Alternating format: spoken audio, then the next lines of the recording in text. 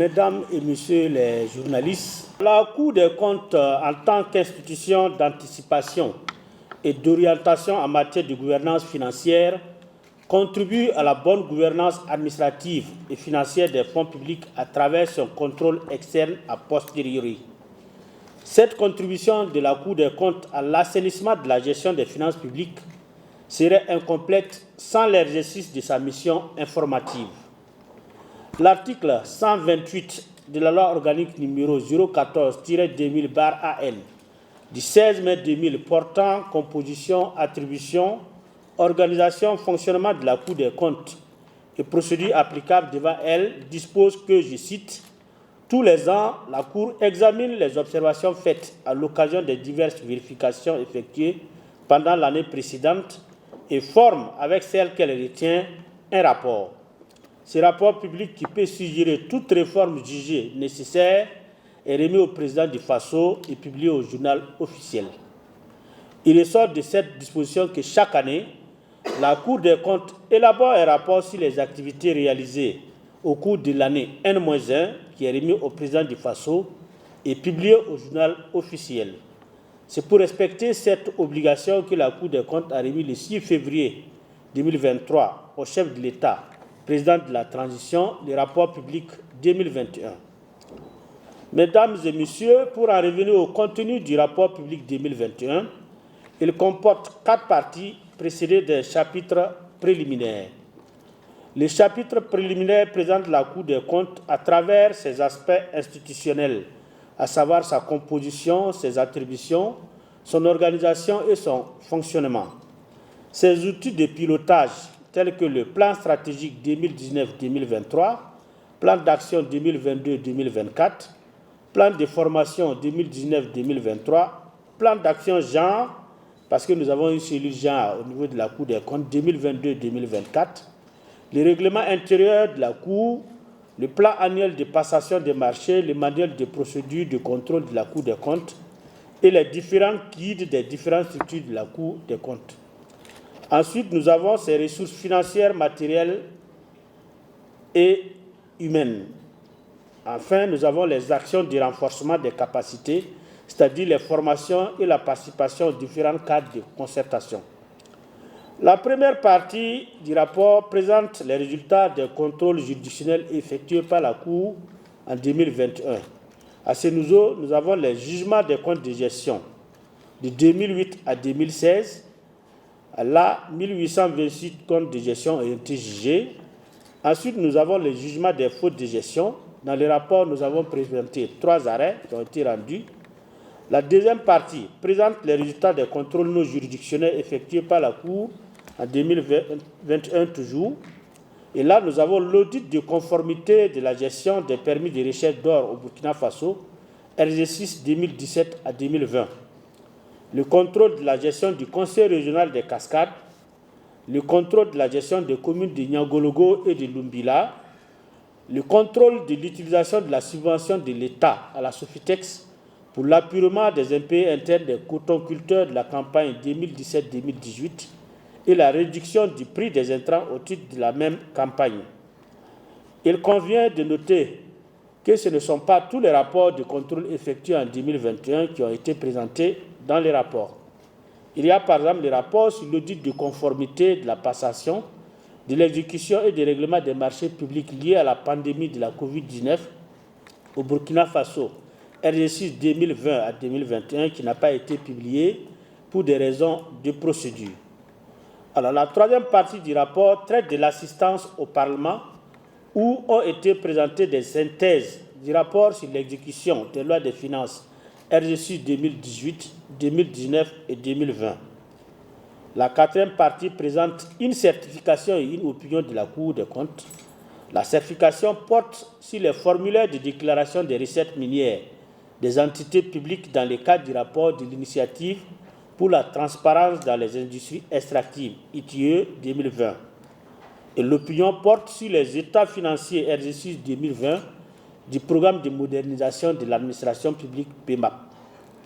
Enfin, il y a une conclusion générale dans laquelle la Cour rappelle la nécessité de la prise en compte du rôle constitutionnel qu'elle a et l'importance de la consécration de son autonomie financière par les décideurs politiques. Mesdames et Messieurs, telle est la substance du rapport public 2021 remis au chef de l'État le 6 février dernier. Nous sommes à votre disposition pour les questions d'éclairage et de compréhension. Issa Seguiré du journal Le Pays. Un certain nombre de structures ont été contrôlées. Alors, qu'est-ce qu'on peut retenir, par exemple, en termes d'anomalies sur certaines structures qui ont été auditées? Est-ce que vous avez formulé des recommandations à l'endroit d'un certain nombre d'institutions au Burkina Faso? Quelle est la mise en œuvre de recommandations des rapports précédents? Kamboussi Sidouane, Ouaga FM. Dans la déclaration, lorsque le premier président de la Cour des comptes était à la présidence pour émettre le rapport, on a pu quand même comprendre qu'il y a des difficultés, surtout financières. Ou bien c'est l'État qui ne vous donne pas assez de moyens. Ou bien comment est-ce que ça se passe pour que chaque année, dans le rapport, cette question des ressources financières est toujours d'actualité. Et au-delà de ce manquement, quelles sont les autres difficultés auxquelles donc vous faites face pour bien mener votre mission? Des structures sont épinglées, mais apparemment il n'y a pas de suite pour quand même décourager ceux-là qui ont le même projet, on va le dire. Qu'est-ce que vous proposez de façon concrète? Je suis Saga Abdoulaye Sawadogo, RTV Radio Rural. Les nouvelles autorités ont donné carte blanche aux différents organes de contrôle de mener des audits. Alors, l'ASE-LC est régulièrement citée. Alors, je ne sais pas les instructions qui ont été données à la Cour des comptes. La semaine dernière, nous apprenons un communiqué de la part du gouvernement qui dit que le contrôleur général, je vais parler du premier responsable de la SELC, et ses collaborateurs sont menacés de mort. D'où ma deuxième question. Est-ce qu'aujourd'hui, quelle en est de la sécurité du premier président de la Cour des comptes? Parlant de lutte contre la corruption, je sais que dans la presse, il y a beaucoup de publications, il y a beaucoup d'investigations qui reviennent très souvent sur des manquements constatés dans l'administration publique par-ci, par-là. Alors, qu'est-ce que la Cour des comptes fait de ces publications? Là, je vais parler de rapports, Cour des comptes et presse. La Cour des comptes, c'est un organe de contrôle qui relève d'un autre pouvoir, le pouvoir judiciaire. Quelles sont les difficultés que la Cour des comptes vit qui l'empêchent vraiment de mener pleinement son travail de contrôle? Maïmouna Traoré, journaliste à la télévision du Burkina. Mon confrère Sigiré a parlé des manquements liés aux auditions. Je veux savoir aussi s'il y a de bons exemples à l'issue des auditions. Et aussi, vous avez parlé de la gestion du fonds Covid. Le rapport n'a pas été rendu public. Vous avez parlé de problèmes de procédure. Et je voudrais savoir à quoi réfèrent donc ces problèmes de procédure-là. Alors, merci à vous qui avez bien voulu poser des questions d'éclaircissement. Alors, que retenir en termes d'anomalies, si j'ai bien compris? Alors, je préfère parler d'irrégularité que d'anomalie. Alors, vous savez que la Cour des comptes, quand elle fait ses contrôles au niveau d'une entité, c'est pour voir généralement comment la gestion au niveau de cette entité est faite. Donc, il s'agit plutôt d'irrégularités qui sont constatées par rapport à la réglementation sur les finances publiques. Alors, donc, quand ces irrégularités sont constatées, la Cour des comptes fait bien sûr ce que nous appelons des recommandations tant au gouvernement, si c'est le gouvernement qui doit faire quelque chose pour que cette irrégularité puisse être corrigée, ou bien directement aux responsables de l'entité contrôlée. Alors, vous verrez par exemple que dans les rapports, nous avons parlé du conseil régional des cascades. À ce niveau, par exemple, on a constaté que les procédures en matière d'inscription et de réaménagement des lignes budgétaires ne sont pas respectées. Voilà, parce que la comparaison qui a été faite entre les prévisions budgétaires contenues dans les budgets primitifs et les budgets supplémentaires avec celles approuvées dans les comptes administratifs a révélé que des réaménagements de crédits budgétaires ont été effectués sans autorisation préalable, ce qui est contraire à la disposition législative. Alors, on a constaté aussi qu'il y a eu exécution de crédits qui n'étaient pas prévus dans les budgets. Tout ça, c'est une violation du principe d'universalité du budget qui soutient que le budget doit décrire l'intégralité des charges et des produits pour leur montant brut. Alors, ce qui nous a amené à faire des recommandations à l'adresse du Conseil régional des Cascades. Alors, en même temps, je réponds à la question, existe-t-il des recommandations? Évidemment, il existe des recommandations. Maintenant, la mise en œuvre de ces recommandations. Évidemment, la mise en œuvre de ces recommandations revient en partie aux responsables de ces entités et bien sûr au gouvernement si la mise en œuvre doit remonter jusqu'au gouvernement. Alors, le rôle de la Cour des comptes serait de vérifier après, quelque temps après, si les recommandations sont faites, sont mises en œuvre. Alors, c'est ce que la Cour s'évertue à faire quand, par exemple, une entité a été contrôlée cette année et que 2 ou 3 ans après, on repart dans la même entité, on s'assure avant de commencer le contrôle que les recommandations antérieures ont été mises en œuvre avant de commencer le contrôle. Je vous prendrai par exemple l'exemple du CHR de Tenkodogo. Quand moi je suis arrivé à la Cour des comptes, c'est le premier EPE que je suis allé contrôler avec l'équipe de la Chambre. Quand nous sommes arrivés, nous avons vu que plusieurs inspections sont passées au CHR de Tenkodogo et ont fait des recommandations. Donc notre rôle était de vérifier l'état de mise en œuvre de ces recommandations et il s'est avéré que la plupart des recommandations qui avaient été faites au niveau du CHR de Tenkodogo ont été mises en œuvre. Donc le contrôle de ce CHR a montré que, à part quelques recommandations qui n'ont pas été mises en œuvre, les choses vont bien. Voilà. Alors, M. Kambou, difficultés financières, pourquoi chaque année cette question revient? Alors, il ne faut pas qu'on se voit la face, on va le dire clairement. Le budget qui a lieu à la Cour des comptes chaque année est insuffisant. Sur les 3 exercices passés, la Cour n'a jamais reçu un demi-milliard, 500 millions de budget. Alors, et quand vous voyez les attributions de la Cour des comptes, nous avons 360 communes, 160 et quelques EPE. Ensuite, nous avons quoi? Les projets et programmes qui sont exécutés par les bailleurs de fonds, les partis politiques. Notre domaine d'intervention est très vaste.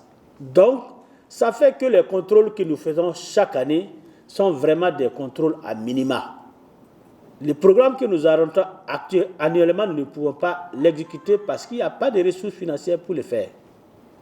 Et nous avons eu l'occasion de le dire au chef de l'État, président de la transition, à savoir que, par exemple, prenons la lutte contre la corruption. Si les moyens sont donnés en amont, par exemple au niveau de la LCE, il faut qu'en aval, les moyens soient donnés au niveau de la justice pour que les contrôles effectués en matière de corruption qui viennent à la justice puissent être traités. Et ça, nous l'avons fait parce que, à cette occasion, nous avons découvert, par exemple, les budgets qui étaient alloués chaque année à l'ASCLC. Nous lui avons dit que ce n'est pas normal qu'au niveau du traitement des institutions, des organes chargés du contrôle, il y ait un traitement inégalitaire. Ça, c'est en passant pour dire que le problème financier est un problème récurrent au niveau de la Cour des comptes. Chaque année, ça revient. Donc, ça veut dire que nous n'avons pas suffisamment de dotations budgétaires. Voilà pourquoi, en conclusion, nous avons demandé que l'autonomie financière soit accordée à la Cour des comptes. L'autonomie financière, ça veut dire quoi? Que chaque année, notre budget ne sera plus arbitré par le ministère des Finances. Ce sera une dotation faite directement par l'Assemblée nationale pour la Cour des comptes. Et c'est là, nous ne le faisons pas parce qu'on le veut bien. Cela ressort des principes qui ont été signés et ratifiés par le Burkina Faso, les principes, la déclaration de Lima et de Mexico. Et je vous dirais que, par exemple, dans l'espace sous-régional UEMOA, la Cour des comptes du Burkina est la deuxième Cour des comptes après la Cour des comptes du Sénégal. Donc, je réponds en même temps à plusieurs questions relativement aux problèmes financiers de la Cour des comptes. Autres difficultés, il y en a, mais bon, je dirais que ce n'est pas des difficultés aussi insurmontables. Voilà. Évidemment, quand il n'y a pas les moyens, il y a d'autres difficultés surgissent. Par exemple, la Cour des comptes actuellement, c'est que je dirais les problèmes de matériel roulant, les véhicules, puisque nous sommes amenés à aller à l'intérieur des villes, par exemple les communes rurales, pour faire des contrôles. Alors, quand j'ai été reçu en son temps par le Premier ministre Albert Ouédraogo, je lui ai dit que les véhicules de la Cour des comptes sont amortis. Les chauffeurs m'ont dit que pour les missions, ils roulent avec un bidon d'huile. Pour tout le temps, même lui, parce que les moteurs sont fatigués. Voilà. Donc ça, c'est un des problèmes. L'autre problème, c'est quoi? Les infrastructures. Ceux qui connaissent les bâtiments de la Cour des comptes. Vous voyez les bâtiments de l'extérieur comme ça, ils semblent être grands, mais nous avons des problèmes de bureaux.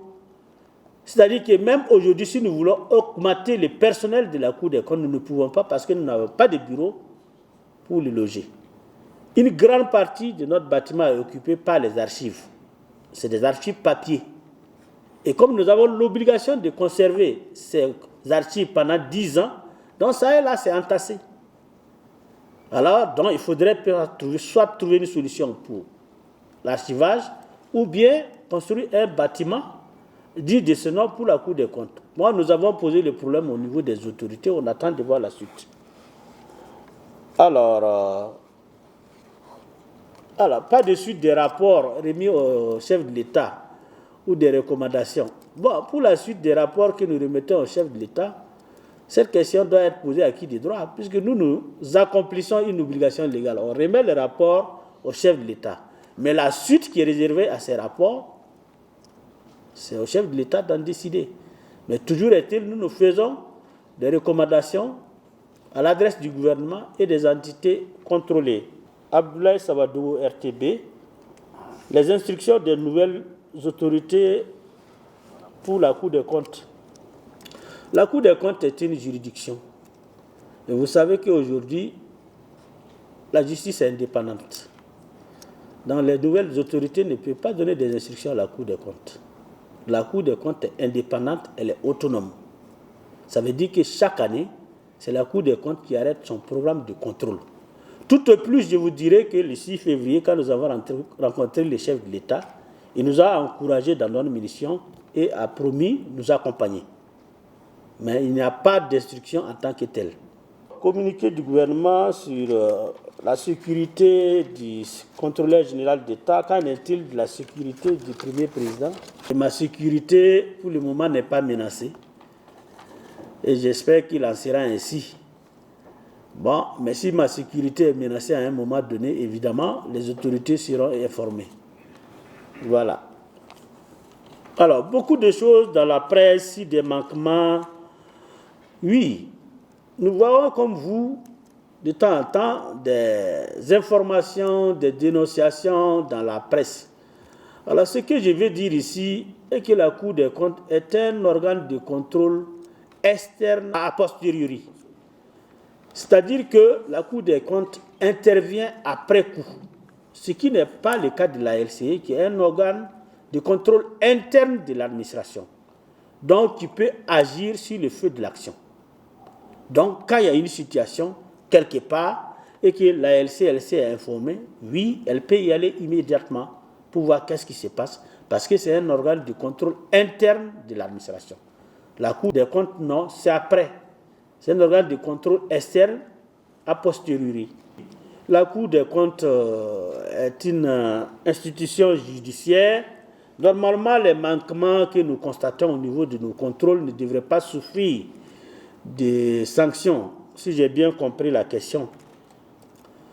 Effectivement, mais les manquements souvent que nous constatons, ce que nous appelons dans les jargons judiciaires de la Cour des comptes les fautes de gestion, il y a une procédure pour les juger. Ce n'est pas parce qu'il y a eu un manquement qu'on se saisit tout de suite de l'affaire pour juger. Il faut d'abord passer par une procédure qui passe par l'instruction du dossier, et qui dit instruction dit règle de procédure en matière d'instruction. Donc on instruit d'abord le dossier et c'est à la fin on prend une ordonnance de clôture pour voir si effectivement il y a eu faute de gestion. Et ce n'est que dans les cas où il y a faute de gestion que le dossier passe en jugement. Maintenant, si lors de nos contrôles, nous découvrons des infractions pénales, ça c'est une autre voie que ça doit suivre. C'est-à-dire le procureur au niveau des tribunaux judiciaires peut être saisi pour ces cas. Et en ce moment, le procureur est saisi, c'est à lui de diligenter l'action pénale et la suite. La LCE plus en vue, alors, par la Cour des comptes, si j'ai bien compris, c'est normal. LCE est sur le feu de l'action. Il est sur le feu de l'action et actuellement, si j'ai bien compris, dans la charte de la transition, il y a un volet lutte contre la corruption. Donc la LCE est sur la sellette. C'est normal que ces derniers temps, vous voyez plus la LCE dans la presse, dans les médias et autres. La Cour des comptes est avant tout une juridiction. Et vous savez que la justice n'aime pas faire trop de bruit. Elle a pour habitude de travailler, je ne dirais pas dans le silence, mais dans l'ombre. Évidemment, par rapport à la visibilité de la Cour des comptes, il y a 2 ou 3 ans de cela, la Cour des comptes n'avait pas de service de communication. Maintenant, nous avons un service de communication qui est là. Il travaillera à rendre plus visible la Cour des comptes. Et évidemment, ça nécessite des moyens. Nous avons établi un plan de communication et dans le programme annuel de la Cour des comptes, la communication est prise en compte. Donc, s'il y a les moyens, nous allons exécuter ce programme et la Cour des comptes sera plus visible qu'avant. Le rapport Covid 2019, pourquoi il n'est pas publié? J'ai dit que c'est des problèmes de procédure. Alors vous savez qu'en matière judiciaire, il y a des procédures, il y a des règles.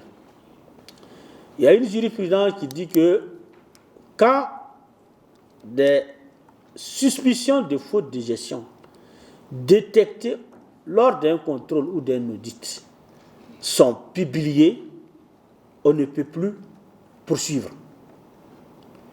Donc, pour éviter de se retrouver avec éventuellement des fautes de gestion contenues dans ces rapports qui ne pourraient pas être poursuivis, nous avons préféré ne pas publier ces rapports. Donc, pour le moment, le rapport est entre les mains du parquet, du ministère public, pour éventuellement voir s'il y a des cas de faute de gestion et voir éventuellement les poursuites à engager. Le jugement accéléré. Alors, je vais un peu faire l'historique de ce que nous appelons les jugements accélérés.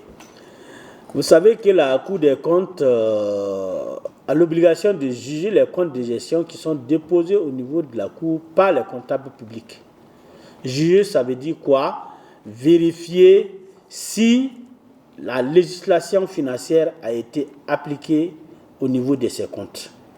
Alors, la Cour avait un vieux passif qui remontait jusqu'à 1963, des comptes de 1963 qui n'ont pas été jugés. Alors, par le biais d'une loi qui a permis l'appurement administratif de ces comptes, alors je sais que les comptes ont été appurés jusqu'en 2008. Donc, l'année passée, la Cour a procédé au jugement accéléré. Ça veut dire quoi? Ça veut dire qu'il y a des points de contrôle que la Cour a estimé, vu l'ancienneté des comptes, qu'il n'était plus nécessaire de les contrôler. Par exemple, la contradiction avec les comptables. Alors, il y a des comptables, on ne savait même plus où ils se trouvaient, est-ce qu'ils vivaient toujours. Donc, nous avons supprimé ces points pour pouvoir aller vite. Donc, cela nous a permis de juger les comptes de 2008 à 2016. Donc, c'est 1826 comptes qui ont été jugés. Et actuellement, la Cour est sur la seconde opération du jugement accéléré des comptes, qui va juger les comptes de 2017 à 2020. Et là, c'est 1052 comptes que nous sommes en train de juger. Voilà, c'est la précision que je voulais faire. Alors, la difficulté, la loi organique de la Cour, qui date de 2000. À plusieurs reprises, on a tenté de réviser cette loi organique. Mais cela n'a pas marché. La dernière en date, c'est une loi de 2016, la loi numéro 017-2016, du 26 mai 2016, qui a révisé la loi organique de la Cour des comptes, transmis au Conseil constitutionnel, comme c'est une loi organique, pour vérifier la conformité à la Constitution. Le Conseil constitutionnel a retoqué la loi en disant qu'il y avait quelques dispositions de cette loi qui étaient contraires à la Constitution. Donc actuellement, nous sommes sur le processus de relecture, de révision de cette loi organique. Alors, 2 ateliers ont déjà eu lieu. Je pense que d'ici quelques semaines, nous serons prêts pour transmettre les documents au gouvernement pour la suite à donner par rapport à la révision de cette loi organique. Alors, la révision de cette loi organique permettra de résoudre beaucoup de choses. Parce que la loi organique actuelle est dépassée. Il faut prendre en compte, par exemple, les directives de l'UEMOA qui ont entraîné les cadres harmonisés des finances publiques dans la sous-région UEMOA. Prendre en compte d'autres dispositions qui ont été induites par d'autres lois, telles que le code sur la transparence, ainsi de suite, et prendre en compte pas mal de choses. Même au niveau de la sanction des fautes de gestion, vous verrez qu'au niveau de la loi actuelle, l'amende qui est prévue est tellement faible qu'il faut réviser les textes pour voir qu'est-ce qui peut être fait. Merci au service d'information du gouvernement de nous avoir accompagnés pour cette activité. Et nous donnons rendez-vous l'année prochaine pour le rapport public 2022.